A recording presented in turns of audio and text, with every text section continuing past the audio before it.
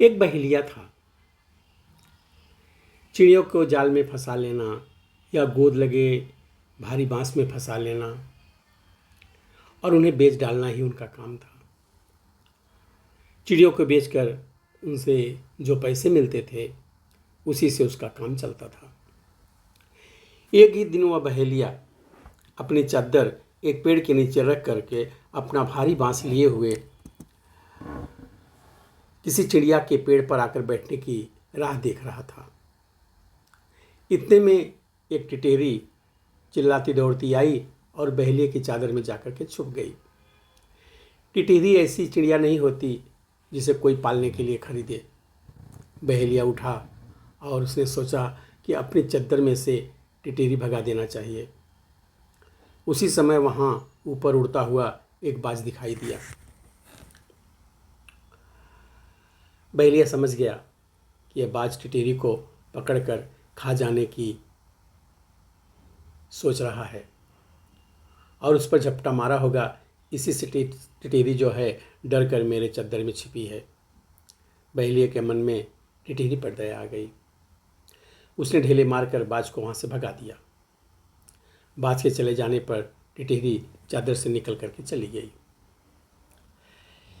मित्रों, कुछ दिनों पीछे बहेलिया बीमार हुआ और वो मर गया। यमराज के दूत उसे पकड़कर यमपुरी ले गए। यमपुरी में कहीं आग लग रही है, कहीं चूल्हे पर भारी कढ़ाई में तेल उबल रहा है। पापी लोग आग में भूने जा रहे हैं, तेल में उबाले जा रहे हैं।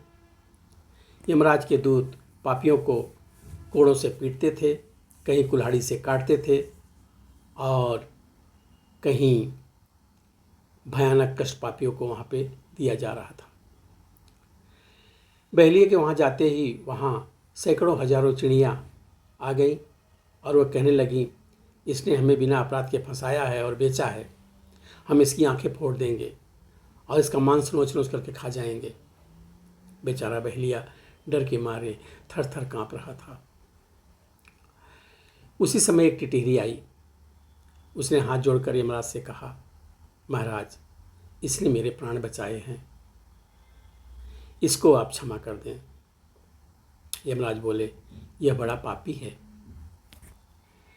सब चिड़िया इसे नोचेंगी और फिर इसे जलाया जाएगा, कुल्हाड़ी से काटा जाएगा, लेकिन ये छोटी टिटेरी इसको बचाने आई है।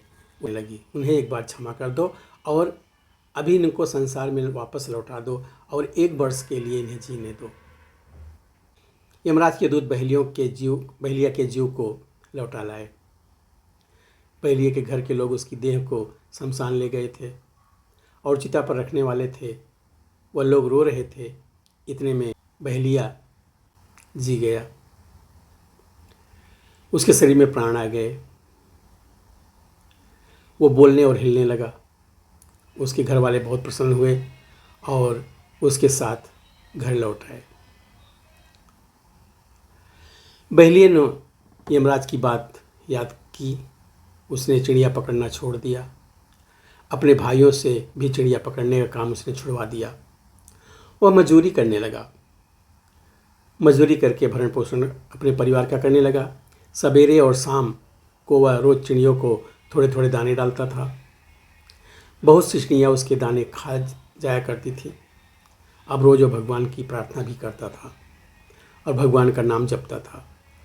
इससे बहेलिए के सब पाप कट गए। एक वर्ष बाद जब वह मरा तब उसे लेने देवताओं का विमान आया और वह स्वर्गलोक चला गया। मित्रों, हमें भी किसी के जीवन को कष्ट नहीं देना चाहिए। सभी जीवों पर दया करनी चाहिए। जो जीवों पर दया करता है उस पर भगवान प्रसन्न होते हैं। धन्यवाद।